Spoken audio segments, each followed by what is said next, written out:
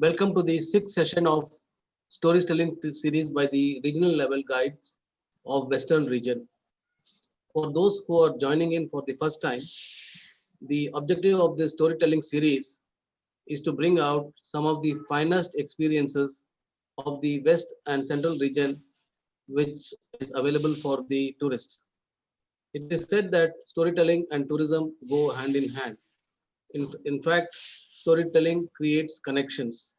Telling stories about our destinations, attractions, or the tourism businesses to help the potential travelers to understand why they should visit a place. Storytelling about a destination is a very special task and it requires special skills.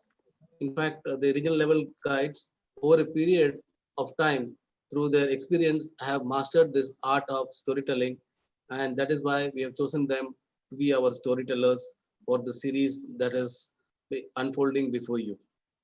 In fact, today storytelling is also an important part of marketing. It creates emotions in the target group, which helps the tourist or public understand the sense of engagement and have a better understanding of our destinations. The stories can be told by various means through various media, and today we have the digital media, luckily, which is a silver lining during these times of COVID and unlock, where we are all are staying connected. And India Tourism again welcomes you to the sixth episode of the storytelling series. And today our story is about the Vasai. In fact, as Mr. Morgan, our storyteller, will talk about this region in detail. Vasai is situated about 48 kilometers north of Mumbai across the Ulhas River, which was earlier the seat of Northern Court, the capital of the Portuguese. The Vasai fort, which is well-known landmark, is now in ruins, but still speaks the grandeur of the era. In fact, Vasai also was the center of trade in spices, grain, sugar, and shipbuilding at one point. And also beside the fort, you also have some popular beaches around Vasai. Let me now introduce you to our storyteller. Uh, Mr. Mogan Rodrigues is a regional level guide based out of Mumbai.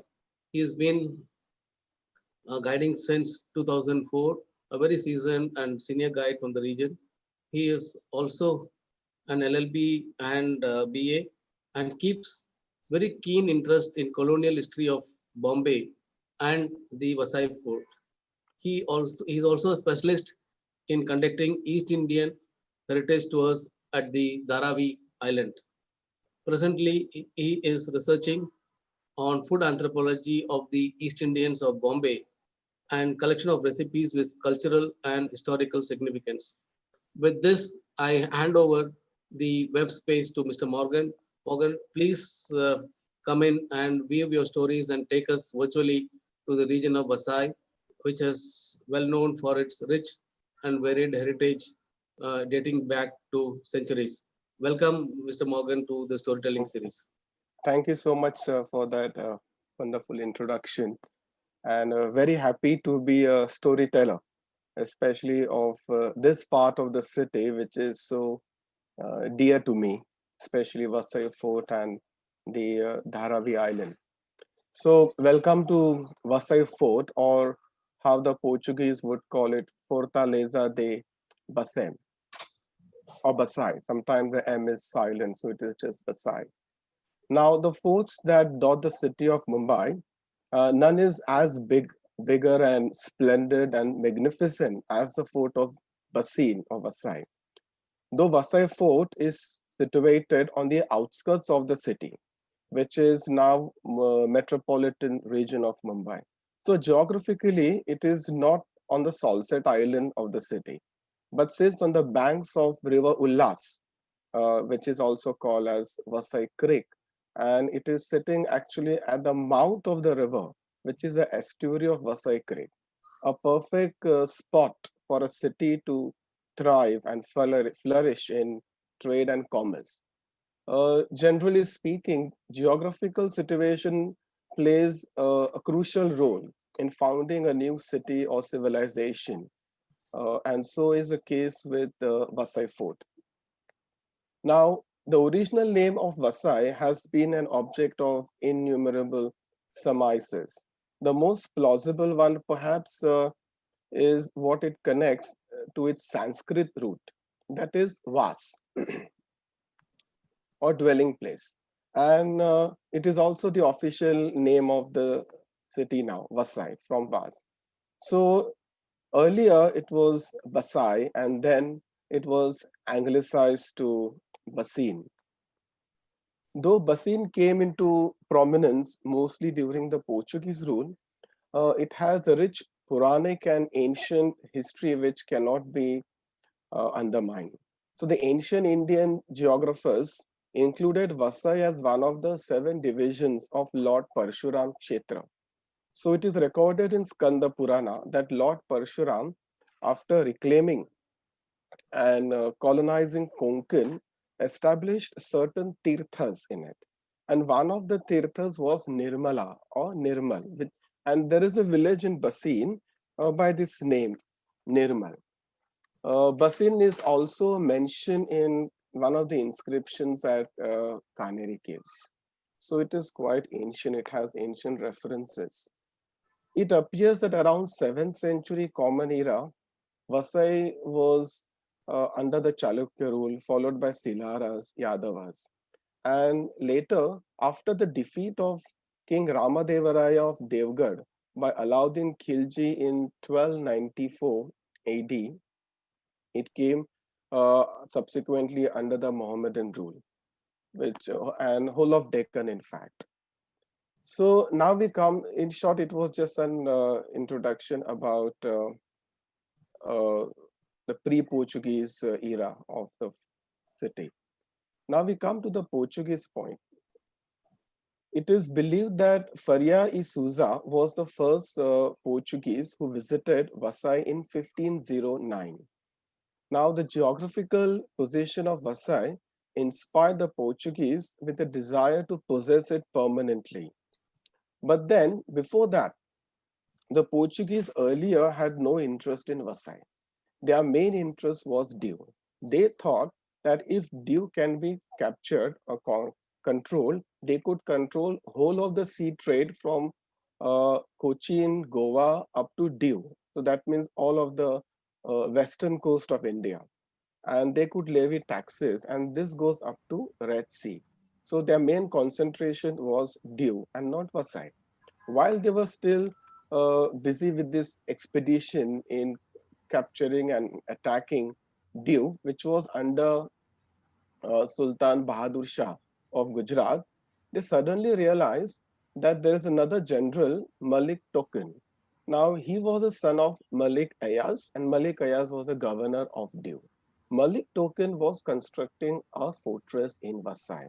And when they realized that, they thought that if this fortress is allowed to be built, it will become an obstacle to conquer or to attack Diu. Because from Goa, if you come towards the north, you first come to Basin and then you go to Daman and Diu. So in order to stop this, they thought of waging a war against Malik Token first and then concentrating on Diu. So the Portuguese governor, Nuno da Cunha, was the one who was leading Portuguese military expedition. He marched on Vasai and defeated Malik Token. Now, it is there are 2 versions of this war. Some of them, the one thought process is that Nuno da Cunha came with like about 4,000 soldiers, and Mr. he Mogan, had yes. Sorry to, maybe you can hold your mic a little up because Yeah. we have some viewers who are saying they can't hear you. So Okay. Yeah. Right. Now, is it okay now? Yeah, okay now. Thank you. Yeah. So your slides are also not moving, and Yeah. so Yes, they will. They will move. This is an introduction. So Malik, yeah. So there are 2 versions of this war. So one is that da Cunha came with about 4,000 soldiers and 150 ships and defeated Bahadur Shah. And the other version is that He came with only 21 ships and only a few soldiers, and Bahadur Shah gave in easily, it seems, because Bahadur Shah wanted some protection from Humayun, and therefore he thought if he's helping or siding with the Portuguese, he will get some help from Portuguese in case there is some attack. So whatever, we don't know exactly what is the exact version, but the Portuguese were victorious, and the treaty that was signed between Bahadur Shah and Portuguese, a huge amount of territory of the North Konkan came with the Portuguese. That included territories right from Diu up to Daman. We come to Dahanu, Virar, Vasai, Mumbai, Seven Islands, Thana, Kalyan. We go down south up to Revdanda, Chaul. So all of the North Konkan came under the Portuguese rule. Effectively, whole of the Konkan coast comes under the Portuguese. And with this treaty, now the Portuguese were free and they had liberty to construct forts and also to levy taxes on any ships that were passing through the sea. So the Portuguese had custom houses or places where they would issue permits. So all of the Arabian uh, trade routes up to Red Sea came under the Portuguese rule, and every ship had to take a permit, which was called cartes. And if they did not have the permit, the ships were confiscated or destroyed, and the goods were all taken. So it was a very good source of revenue for the Portuguese. On the screen, you can see a picture of the first governor of Vasai, NUNO Dakuna. So I've just taken pictures from Google. These are not my personal collection. Now, when Dakuna decided to build a city there, he demolished the old fortress that was already there. So the small fortress that was built by Malik Token was demolished, and he used a lot of material and stones from that old fortress. So when you go and see the citadel, you will see some of the stones with typical Islamic design or geometrical design. So these are the stones that was used from the older citadel or fortress. Now, also when he decided to build this fortress, he did not go anywhere else, or he did not come to South Bombay as we see it, which is the city center, but instead chose a spot which was towards the north of the city, and there is a very good reason for doing so. Because building a city around this part, if you see all this is an old map of Mumbai. There used to be a lot of water and seven island, and these are all seven island. This is all South Bombay or city center now. And Chaul is this side. This is the salt set, and Vasai Fort is here. This is the mouth of the river, Ulhas River, and it is sitting right at the mouth of. So he chose this spot to build the fort because there was mostly water, marshlands, and wetlands around here. Also, if you see in ancient times, uh, north of Bombay, this part was more active in trade and commerce compared to what we consider South Bombay. Majority of the caves in Mumbai are in this part. So Kaneri caves, Jogeshwari caves, Mahakali caves, Mandapeshwar caves. Except for Elephanta caves, all the caves are in northern side of the city. And there is a good reason for that. The ancient port of Sopara is situated in the north of Bombay. So after Basin, if you go this side, there is Sopara. Those who are from Mumbai, they will know there is a railway station called Sopara. And so this was the ancient port, which is also being mentioned in Bible as Ophir. It seems when King Solomon built the temple in Jerusalem in about 900 before Christ, gold and sandalwood was imported from India, and it came from the port of Sopara or Shurpalka. So that is why we know how important northern Bombay was in ancient times as compared to South Bombay. Now, this is the oldest inscription in Vasai Fort. this is in Portuguese. I have a translation of this, which says that the first captain, Garcia de Sá, built this fortress in 1536 by the command of the governor, Nuno da Cunha. So Nuno da Cunha was the governor, and Garcia de Sá was made the captain, and they built this fortress. So this fortress is inside the fort. So if you actually go and see, the Vasai fort has a huge wall surrounding it, and inside the wall there is a citadel, which is again protected an by an inner wall. So there is kind of double protection. Now, also this citadel was named as Saint Sebastian Citadel. The reason was when the Portuguese led the military expedition against Bahadur Shah, and when they had the victory day was 20th of January, 1533, and that was the feast day of Saint Sebastian. So they thought it is only appropriate to name the citadel after Saint Sebastian, probably helping them in this victory. So this is the entrance gate of the citadel. If you see this here, this is the empty niche. There would have been probably a statue of Saint Sebastian. And then this is the outer gate. There are two gates. When you enter this gate, there's an S, it is an S shape to make it difficult for the enemies to enter.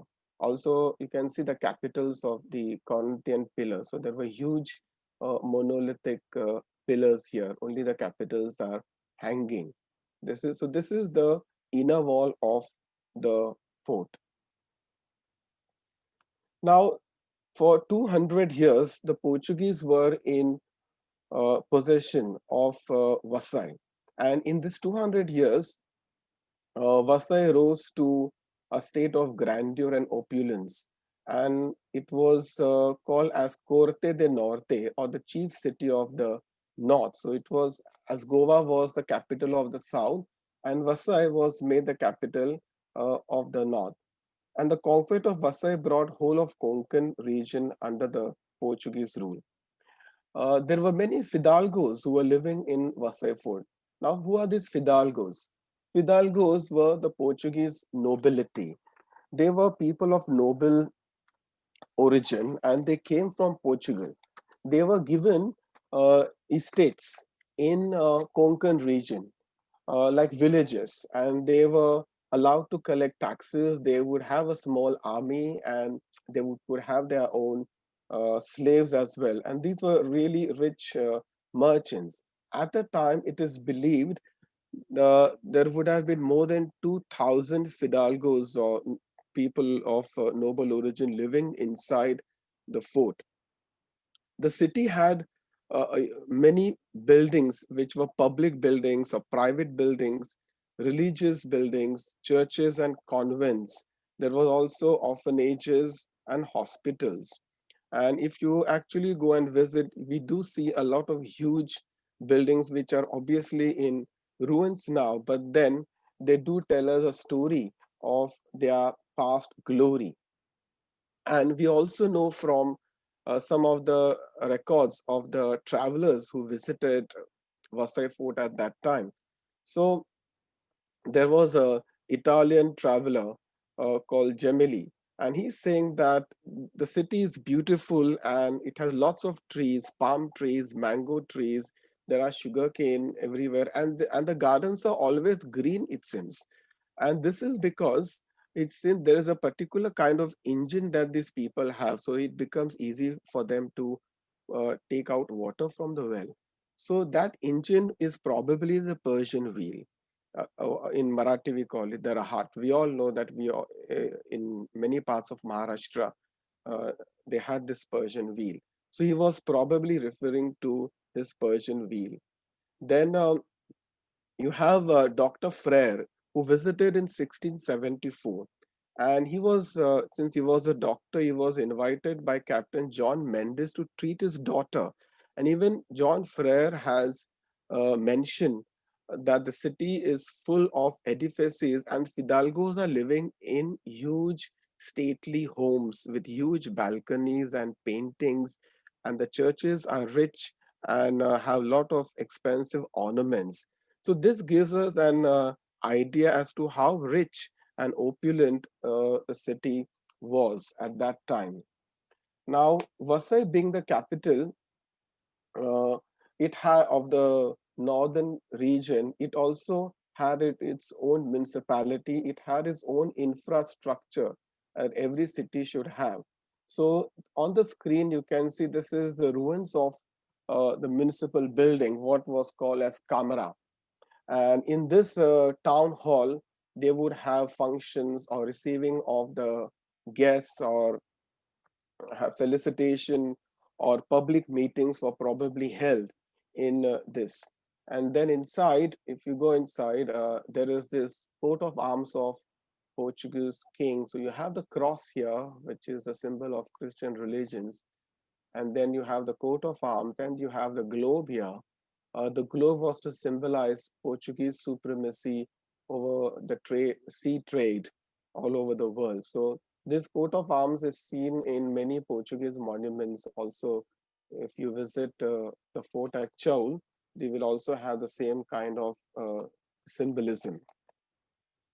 Also, the city had its own jail. So right behind the town hall, there is this structure which was a jail, and there is an interesting account of a prisoner called Dylan.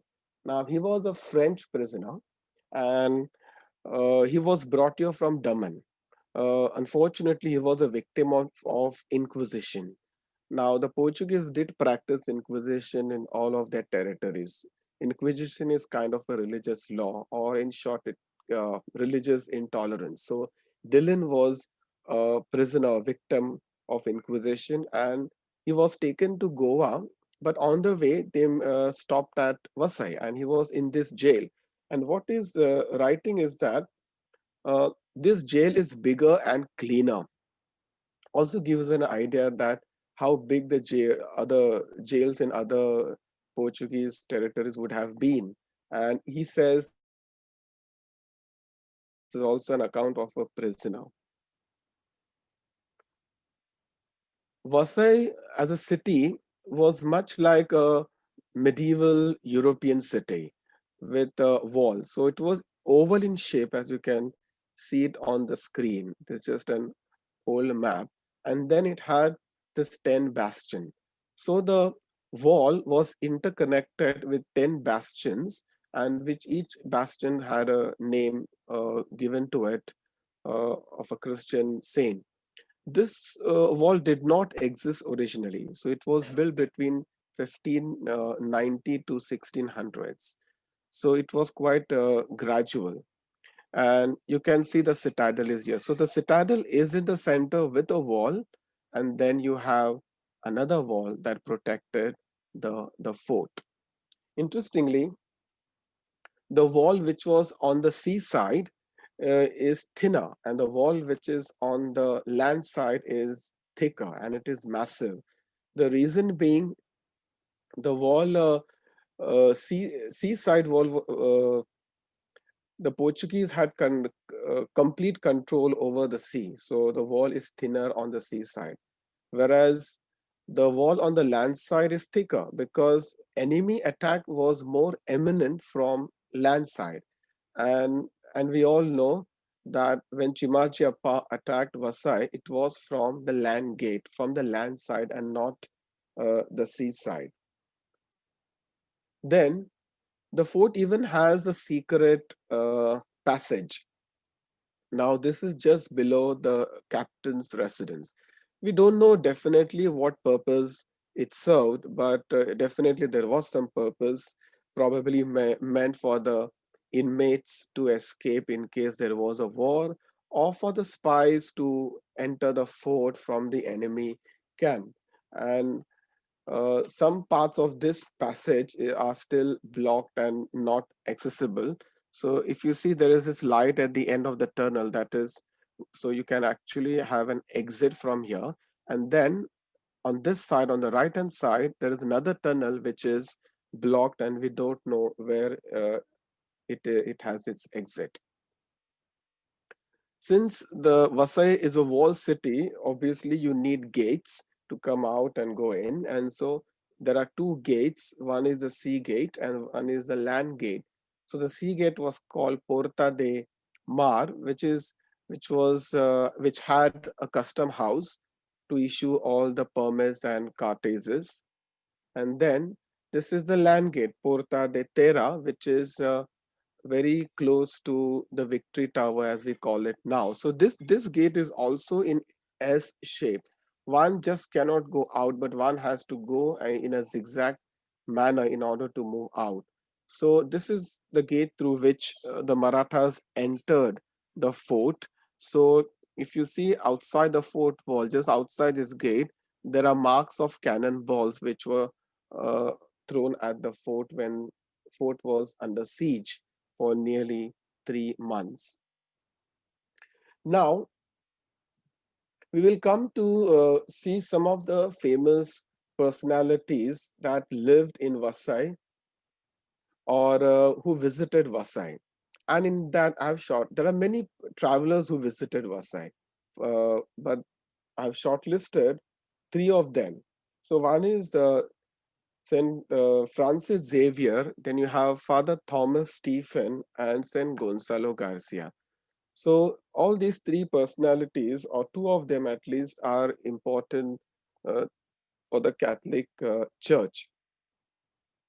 So you have Saint Francis Xavier here, who was a Portuguese missionary belonging to Jesuit congregation, and he preached Christianity in all of Konkan, and his mortal remains are still there in Goa in Bomb Jesus Church. So he's a very dear saint to all the Christians of Bombay and Goa. So it is thrice that Saint Xavier visited Vasai, once in 1544 and twice in 1548. So three visits were made by him to this fort.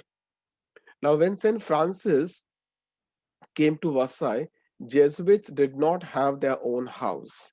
So he used to live in St. Anthony's Church complex, which belonged to the Franciscans. Now, I'm saying the Jesuits, Franciscans, who are these people? So they were basically, even today, they are these congregations, or in short, to give you in simple, you can say these are like movements within the Catholic Church who have a definite purpose or a definite mission. Some of them are good in preaching, some of them are good in education or with the youth. So they have different ministries or vocations to follow. So Jesuits are also known for preaching. And then you have Franciscans as well. So St. Francis must have lived in this complex. It's a huge complex in ruins now, very next to the Church of St. Anthony. Now, this church complex or monastery is also historic because when the Portuguese finally surrendered the fort to the Marathas, the treaty between the Marathas and the Portuguese was signed in this complex. So you can only imagine if there must have been many Portuguese generals or Maratha sardars all sitting around and signing and agreeing, and all those discussions must have been held in this particular square. So it is also very historic. This is St. Anthony's Church again. Now, the complex that you just saw in the previous slide is just towards this left. And this church has a lot of graves. You can see the stones here. And these graves belong to Portuguese nobility who are buried. There used to be the tradition in the Catholic Church that people were buried in the church in olden days, depending on your hierarchy or how rich you were, or how, if you, particularly Fidalgos who were responsible for building and funding many churches and convents all over the world. So even today, nuns or priests or bishops are buried inside the church. So it's an old tradition, and that is why you have graves inside this church. There are many inscriptions. So names of all these people are actually written on these stones. Some of the stones also have coat of arms of that particular family, which also means that these people were of very high nobility because they were allowed to have their own coat of arms. A very interesting structure in this church is this freestanding arch. Now, this is standing for nearly 400 years without any support because of this interlocking technique. So this was a choir loft, a choir lobby. This was the altar, and the choir would sit up, and then you have all these side altars inside the church. Almost all the churches are roofless inside the fort, and there is nothing of what was there in the past. Then we come to the second personality who lived inside this fort for some time. That is Father Thomas Stephen. He was also a Jesuit missionary priest and came from England and lived in India for nearly 40 years. In this 40 years time, he studied the native language, Marathi language, Konkani language, and he was a professor. So in 1611, he was teaching for some time as a professor in the Jesuit college, which is next to the Holy Name Church inside the fort.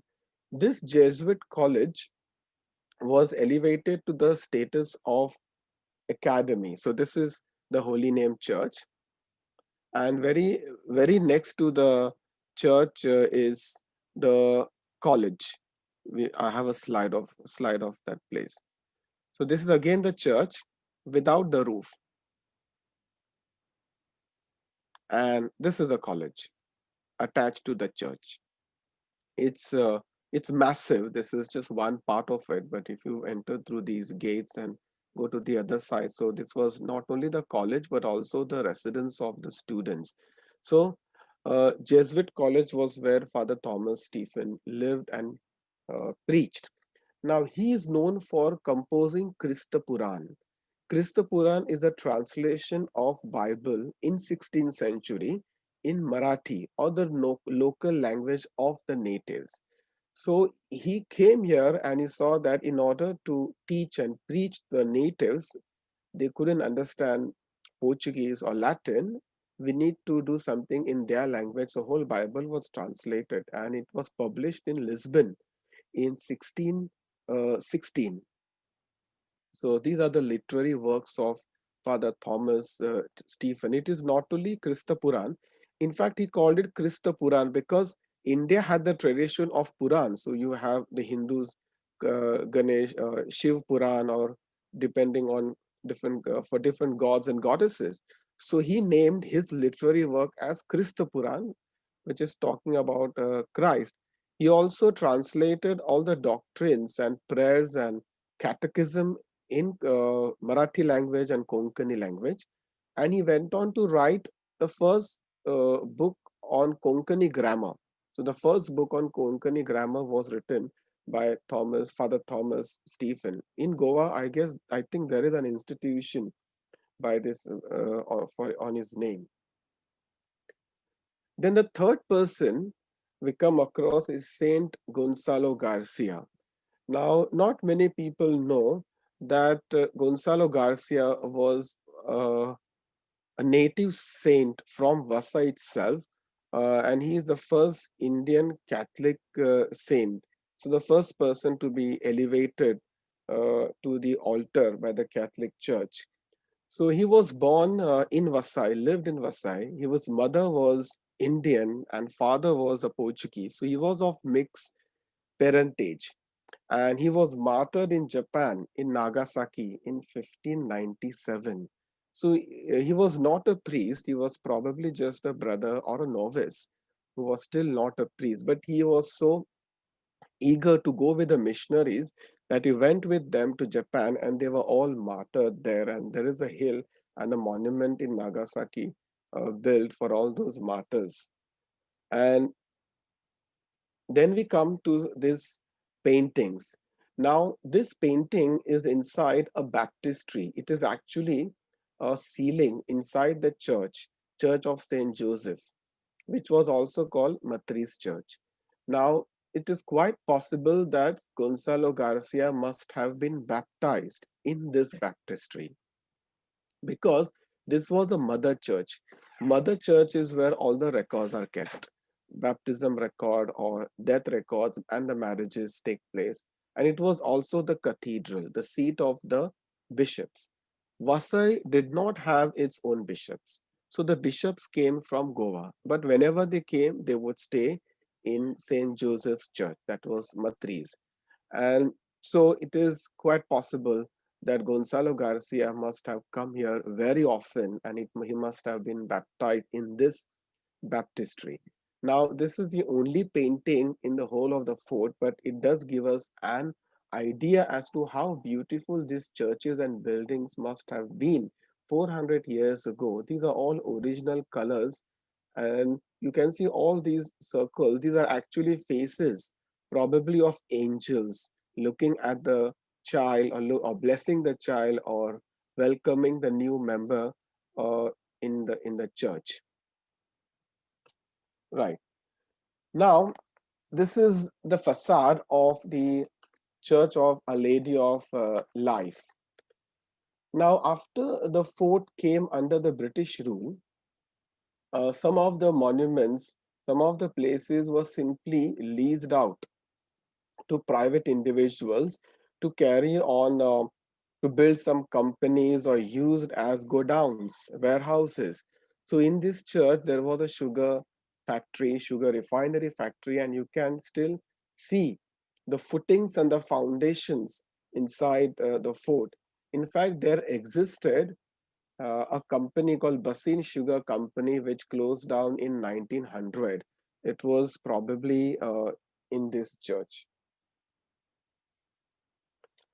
This is the Church of Blessed Gonsalvo, and it was a Dominican monastery. So, as I said, there are different congregations. So, Dominicans, like Jesuit, is also a movement within the Catholic Church.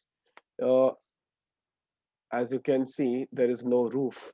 So, this is also, but this is all. This is also the largest church inside the fort, and it has a huge monastery attached to it.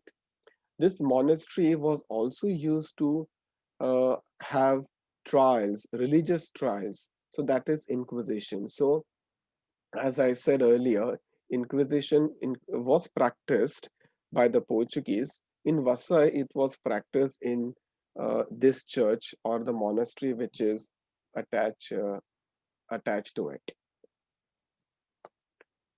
Now, we come to the Marathas, or why the Marathas thought of attacking and expelling the Portuguese altogether from Vasai or North Konkan.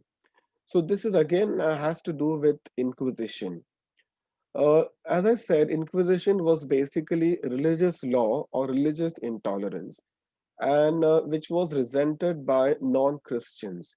So many non-Christians families or Hindu families left Konkan and they went to other places like Pune, where the Peshwas were, because they did not want to convert to Christianity. And they had recourse only to Peshwas. And they persuaded the Peshwas to invade Vasai and to expel the Portuguese from this region, and the Peshwas agreed to it. So Bajirao Peshwa appointed his brother Chimaji Appa to kind of lead this war and this expedition. It was called as Vasaichi Mohim. So he was a hero. He is a hero of the war and the chief architect of the whole expedition. So the whole expedition lasted for two more than 2 years. Started in 1737 onwards. The strategy was to attack forts all around Vasai from Dahanu, Tarapur, Thana, Chaul, uh, Warsaw, Bandra, and then slowly progress towards Vasai. So effectively blocking all the supply lines of the Portuguese, cornering them and compelling them at the end to surrender. And that is how the Marathas succeeded. So finally, after 2 years of progressively marching to the fort, In February 1739, Chimaji Appa attacked Vasai, and the siege lasted for 3 months. When the Portuguese were finally exhausted of all their supplies and no one came to help, not in the British, and no supplies came from Goa either. They had to surrender. The Portuguese captain Caetano de Souza Pereira was the last captain who surrendered to Chimajiappa. That was 16th of May 1739. After the surrender, the treaty was signed in St. Anthony's Church complex, as we already saw. And Chimaji Appa was magnanimous in this victory because he did give 1 week for the Portuguese to leave the fort with all their movable belongings. So they were allowed to take their belongings without any harm. But on the other side, the Marathas had huge casualties. Nearly 12,000 soldiers perished in this war. And the Portuguese, who were the losing party, they lost only about 800 men. So these are some of the images of different forts that the Portuguese captured first. So this was the Portuguese fort of Thana. And then you have Tarapur Fort, which is towards Dahanu, 24 January 1739. So these were forts of Chaul, Revdanda, Korlai in 1740. Chaul Fort is in ruins completely. Nothing is really existing except for the arches. This was the Church of St. Anne's. Now, those who are from Mumbai and they know Bandra, outside the Bandra station, there is a bus depot. It is somewhere around there that a huge church was actually standing, that was destroyed 25th March in 1739. This was done not by the Marathas, but probably by the British, because the Portuguese told them to do that. The Portuguese fear that if Marathas capture this church, they will use this church and this building against the Portuguese. So it is better to just get rid of the fort. So it was not the Marathas who destroyed it. It was actually the Portuguese and the British who got rid of this church.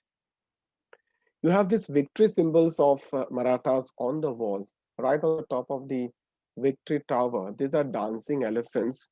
These motifs were added later by the Marathas after their victory. After the Marathas took over, Vasai was renamed as Bajipura after Peshwa Bajirao. Now, as I said, the city was rich with a lot of wealth, vessels of tremendous value. The Maratha Sardars got a lot of this wealth from the fort and also the villages and churches around. And they were more fascinated by the church bells. So these were huge bells which were casted and manufactured not in India but in Lisbon or Portugal. So all the churches usually have huge bells, and even today we see that. This is the bell tower or belfry of the Matri's church. The entrance of the Matri church has a huge tower, and there must have been 3 or 4 bells hanging here. You don't see anything now. So where are these bells? All these belfries are empty now. So Maratha Sardars were very fascinated by these huge bells, and they took these bells as war trophies, and they were taken to their native villages. And some of these bells from Vasai Fort or other churches around Vasai, or even Salsette, are actually hanging in the Hindu temples. And it is very fascinating to see that some of these bells are still existing. So I have some pictures here. So this is Naru Shankarachi Ghanta, as it says. Now, this bell is also probably from Vasai or any of the churches outside the fort, and it is hanging in Nasik. There you have images. One of my friend, Suraj, was kind enough to share this picture with the bell. So if you are able to read it on the screen, there is Bhima Shankar temple mentioned. Then you have Durga Devi temple at Murud Fort. There is Maheshwari temple at Manavali. Some of these bells. You can see the symbolism, the Christian symbolism is Virgin Mary. So if you happen to visit some of these temples, you can see the bells, you will see crosses or AM, Ave Maria, or a cross or an image of Virgin Mary on these bells.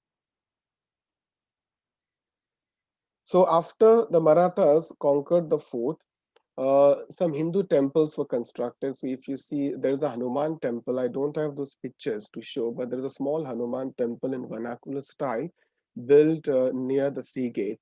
Then there is a Mahadev temple, and there is a temple dedicated to goddess Vajreshwari. Now, when Chimaji Appa was marching towards Vasai, he came through Tunga Hills, which are very close to Vasai, and he crossed the Vajreshwari temple there. And it is believed that he made a promise to the goddess that if he's winning this war, he will construct a temple inside the fort. So, in keeping with the promise and the vow, Vajreshwari temple was built by Chimaji Appa inside the fort. Then you have this Chimaji Appa Smarak, which is right inside the fort. Now, this was built only in 1990. 12th May 1990, it was inaugurated. It is a bronze statue which was sculpted by a famous sculptor from Mumbai.